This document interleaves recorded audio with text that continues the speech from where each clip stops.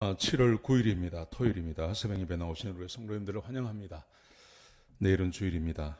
주일날 함께 오셔서 교회에서 예배드리기를 원합니다. 말씀 나누기 전에 우리 공동기도 제목으로 기도하는 시간 갖도록 하겠습니다. 기도하시겠습니다. 홍석가 집사의 암을 치료해 주십시오. 배옥준 집사의 뇌졸중을 치료해 주십시오. 언어가 회복되고 오른쪽 팔다리에 힘이 생겨나도록 해 주십시오. 곽한나 집사의 허리를 치료해 주십시오. 권하자 집사가 다시 걷도록 해주십시오. 이승학 성도의 뇌종양 치료가 잘 되게 해주십시오. 권현민 형제를 치료해 주십시오. 김에브라임 형제가 신장이식을 속히 받도록 해주십시오. 김시 집사의 뇌종양 치료가 잘 되게 해주십시오. 우한 폐렴으로부터 우리를 지켜주십시오. 예수님의 이름으로 기도합니다. 아멘. 곽한나 집사님이 2차 허리 수술을 받으셨습니다. 그런데 수술을 하신 다음부터 그 전에도 좀 그랬는데요. 이게 혼자 자기의 힘으로 숨을 쉬기가 좀 어렵습니다. 그래서 지금 인공호흡기를 달고 지금 중환자실에 계시는데 위에서 좀 기도해 주시기 바랍니다. 김시 집사님은 1차로 뇌종양을 위한 항암 치료를 하셨습니다. 그런데 지금 별 다른 이상은 없고 또 항암 치료를 했음에도 불구하고 아무런 부작용이 없습니다. 기도해 주셔서 감사하다고 전해 오셨습니다. 계속 기도해 주시기 바랍니다. 자, 오늘 본문의 말씀은 고린도후서 1장 23절에서 2장 11절까지 말씀입니다. 사도 바울이 고린도를 가려고 하다가 고린도에 가지 않았는데 왜 가지 않았는지를 사도 바울이 설명을 합니다. 그게 교인들을 위해서 내가 가지 않았다, 그렇게 말하고 있습니다. 자, 먼저 고린도에 가지 않는 이유를 설명합니다. 23절에 보시면 내가 고린도에 가지 않은 이유는 너희를 아끼기 위함이라, 그렇게 말을 합니다. 내가 너희를 아껴서 내가 가지 않는다. 그러면서 사도 바울이 24절에 보시면 내가 존재하는 이유는 너희의 믿음을 주관하려는 것이 아니라 너희를 내가 마음대로 막 이렇게 막 주관하는 것, 너희를 막 하는 게 아니라 너희의 기쁨을 돕기 위하고 너희의 믿음을 세우기 위해서 내가 존재한다. 사도 바울이 그렇게 말을 해요. 그러면서 사도 바울이 2장 1절부터 11절까지 자기가 왜 가지 않았는지 4가지를 설명을 합니다. 이것은 우리의 실생활에는 그렇게 확 와닿는 것은 아니지만 이 안에, 이 말씀 사이사이에 사도 바울이 고린도 교회를 얼마나 사랑하는지가 오늘 본문 가운데 드러나고 있습니다. 자, 먼저 1절과 2절 말씀해 보시면 사도 바울이 이렇게 말을 합니다. 내가 가지 않은 이유는 너희가 나에 대해서 불신과 오해를 가졌기 때문이다, 그렇게 말을 합니다. 자, 1절을 보십시오. 12장 1절, 2장 1절입니다. 나는 다짐했습니다. 나는 다짐했다. 너희에게 근심하며 가지 않기로 다짐했다. 근심하며 가지 않기로 다짐했다는 것은 사도 바울이 고린도 교회를 한번 갔습니다. 한번 가서 자기가 변명을 하고 또 고린도 교인들이 오해하고 있는 것에 대해서 풀어주기를 원했던 것입니다. 그런데 그게 실패했습니다. 오해를 풀어주려고 갔는데 오히려 그 오해를 풀려고 하는 것이 더 어렵게 되었습니다.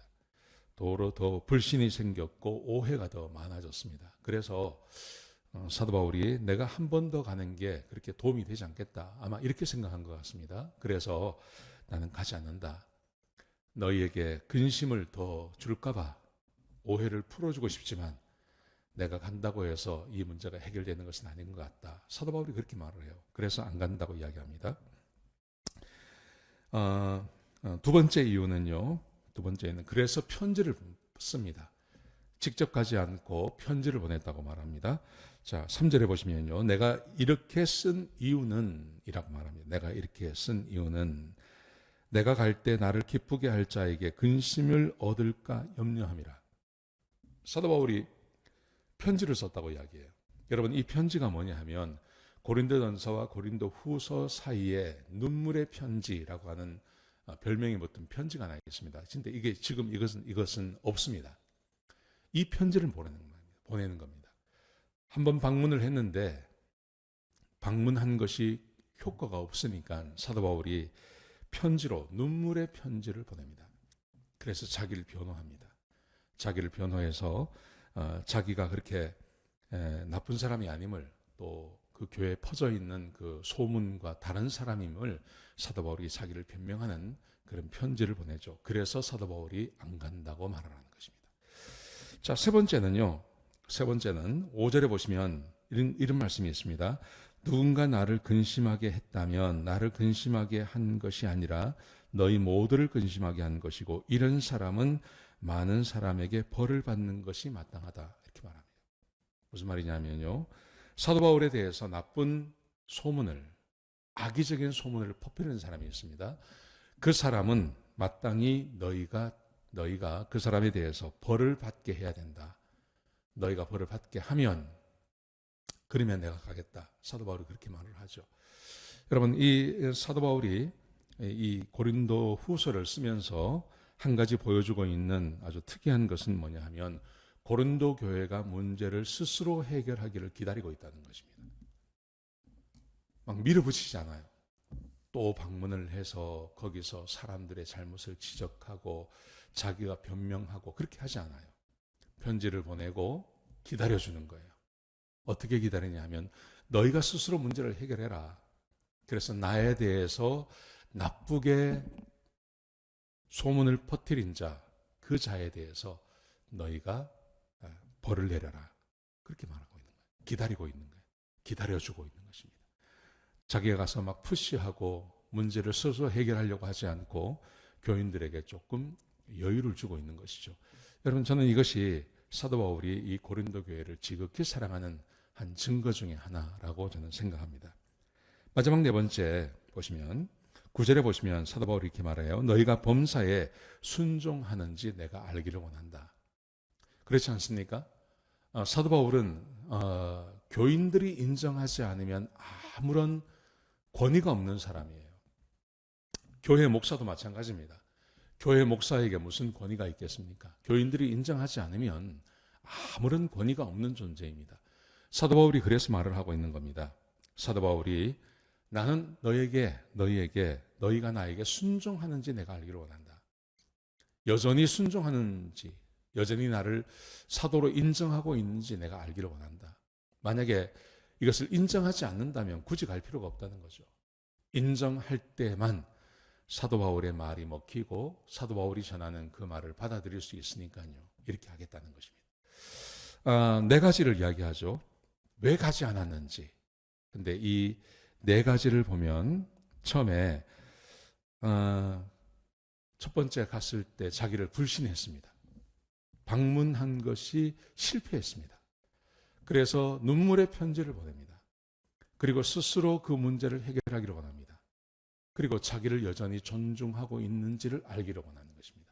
여러분, 이 모든 것 안에는 한 가지 사도 바울이 이 고린도 교회를 향해서 가지고 있는 마음이 있습니다. 뭐냐면 고린도 교회를 믿고 기다려주는 거예요. 그리고 고린도 교회가 스스로 사도 바울에 대한 그 문제를 정리하기를 원하는 거예요. 이게 사도 바울의 마음, 자기가 왜 고린도 교회를 방문하지 않았는지를 설명하고 있는 것입니다. 여러분, 이게 좀 성숙한 것 아니겠습니까? 우리 자녀들 같은 경우도 뭐 잘못하고 해도 어린 시절에는 좀 이렇게 그것을 해서 직접 말을 하고 뭐 또 징계도 내리고 때리기도 하고 혼도 내키고 하지만 자녀가 어느 정도 크고 나면 기다려주지 않습니까? 스스로 문제를 해결하기를 기다려주는 것, 이게 성숙한 거 아니겠습니까? 성숙한 사람을 대하는 태도 같은데 사도 바울이 고린도 교회를 그렇게 대하고 있다는 것입니다. 사랑하시는 성도 여러분, 하나님께서 우리를 이렇게 대우하고 계신 것입니다.